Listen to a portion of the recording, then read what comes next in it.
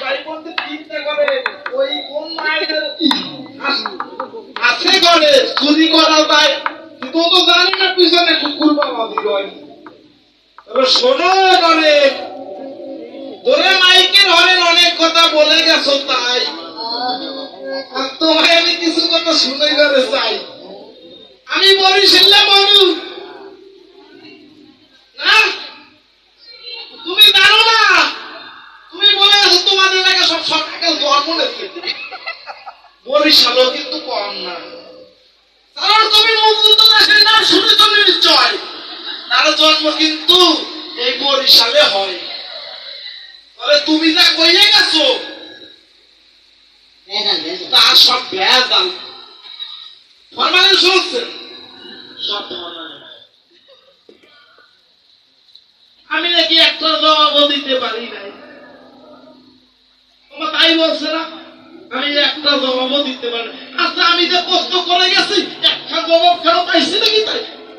আচ্ছা আচ্ছা আমি প্রশ্ন করে গেছি ওর ধারে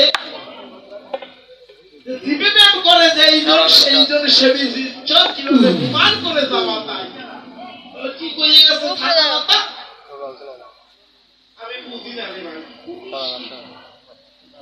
এমন চিন্তা করি কি বলবো সবার পরই ভাববে না পাই আরে যে কি কই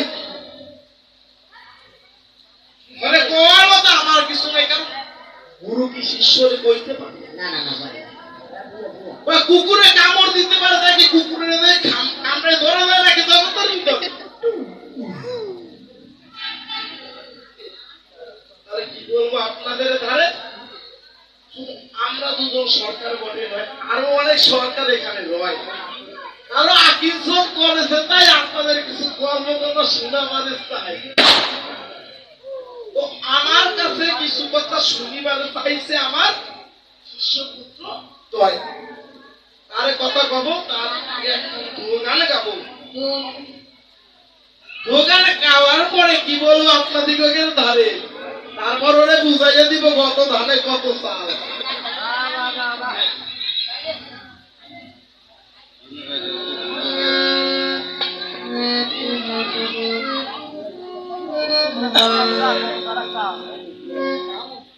ও তুই সরকার সরকার বলেছে চাষ ও তুই সরকার সরকার বলেছে চাষ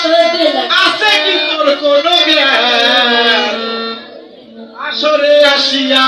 শুধু করিস যে জ্ঞান জ্ঞান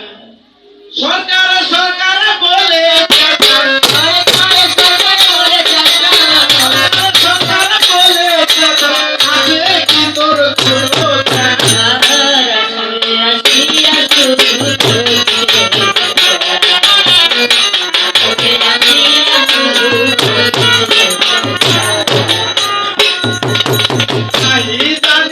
আলোচনা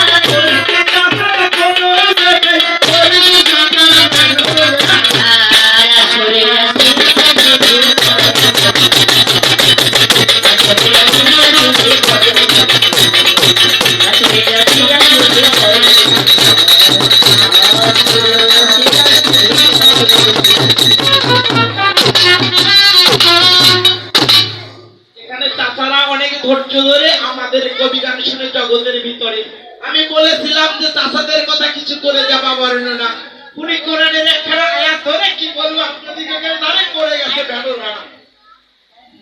দিনের নবী যিনি হযরত মুহাম্মদ সাল্লাল্লাহু আলাইহি সাল্লাম যিনি আর তারই কথা কিছু বলে যেতে চাই একদিন হযরত মুহাম্মদ সাল্লাল্লাহু আলাইহি সাল্লাম যিনি বনের মধ্যে হাঁটতেছেন তিনি তখন সেখানে গিয়ে দেখিবারে পায় দুজন বেদ একটা হরিণীকে ধরে রেখেছে তাকে ছাড়বে না নিশ্চয় তো কি বলবো আপনাদের ধারে নবীজি দেখার পরে নবীজি তখন কয় শোনো শোনো তুমি ওগো বেদ মহোদয় ওরে ছেড়ে দাও নিশ্চয় ওর ঘরে দুটি দুগ্ধ পোষ্য বাচ্চা আছে তোমারে আমি দাঁড়াইয়া যাই বলে তুমি কে একটা হরিণ পাই না ওর বাসায় আবার দুটো বাচ্চা আমি বলি সাচ্চা তোর বাসায় আছে দুটো দুগ্ধ পোষ্য বাচ্চা আমার কথা নিবা আমারে বেঁধে রেখে গাছের করে ছেড়ে দাও ওরে সূর্যাস্ত যাওয়ার আগে ও ফিরে আসবে তোমারই ধারে দিনের নবী যিনি ওরে চিনতে পারলো না রে তখন দিনের নবীরে বেঁধে রেখেছে তাই দিনের নবীরে বেঁধে রেখে হরিণটাকে ছেড়ে দিয়েছে এখন হরিণটা চোখের জলে ভাসে এক পা আগায় আর এক পা যে পিছিয়ে যায় হায় রে